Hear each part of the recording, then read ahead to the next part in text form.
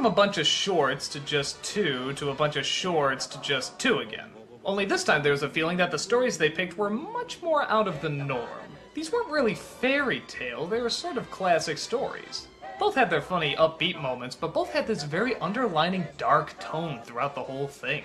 Even the setting for the narrators is a little off. It's just this dark, dark library. You don't even see the narrator. It's just these books sort of floating in the stained glass window with a candle in it.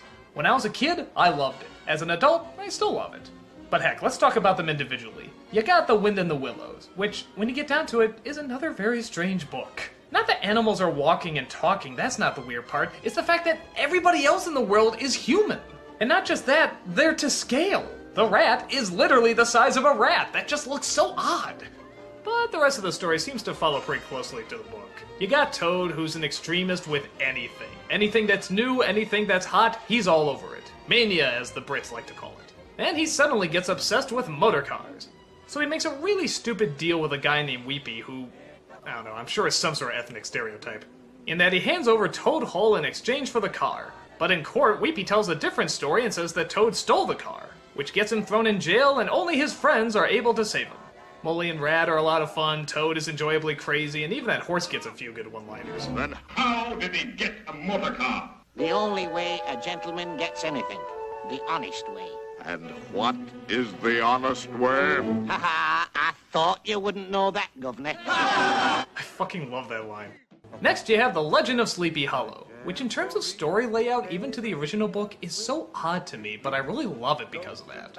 Most of the short is just Ichabod Crane and how he interacts with the people in the town. He has a bully, he has a girlfriend, there's a little bit of a love triangle, and most of it is done through mime. You have Bing Crosby narrating it, but for the most part, people don't really talk. And yet so much character still comes out of them, including the fact that, something I never noticed as a kid, Ichabod is kind of a dick.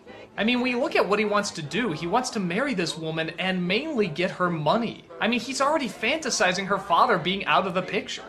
Well, the old goat can't take it with him, and when he cuts out, that's where I cut in. I think a lot of people, when they look back, think of Ichabod Crane as just this innocent that gets killed by the Headless Horseman. But no, he was actually sort of a bastard. Which for Disney is kind of interesting. It's one of the few times where you actually have sort of a jerk be your lead. In fact, you could make the argument that Brom Bones, though he's a bit of a bully, is much more of a good guy. I mean, he doesn't do anything really wrong, or at least not as wrong as Ichabod. And for all we know, maybe he'd make a better boyfriend, who knows? But of course the part everyone remembers is the built-up appearance of the Headless Horseman. By God, that laugh is cool. I think it's one of those rare times that a lot of kids found themselves both scared and laughing at the same time. The climax is a lot of fun that way. It's sort of like Evil Dead 2. In fact, I'd be shocked if director Sam Raimi didn't take a lot of the atmosphere and tone directly from this cartoon. It's just your classic ghost story with a classic ghost story ending. And the two seem to go actually pretty well together. Both take advantage of the fact that it's cinematic and they can get a lot of fun angles, and they also stick true to their stories, as well as taking some creative liberties. Whenever anyone thinks Wind in the Willow or Sleepy Hollow, these are usually the first two versions that come in mind, and that's probably not so bad. It's good to read the originals, of course, but these are pretty good adaptations. It's heavy on the dark, but also big on the laughs. Either one is great on its own, but back to back, they work just as good. You can't reason with a headless man.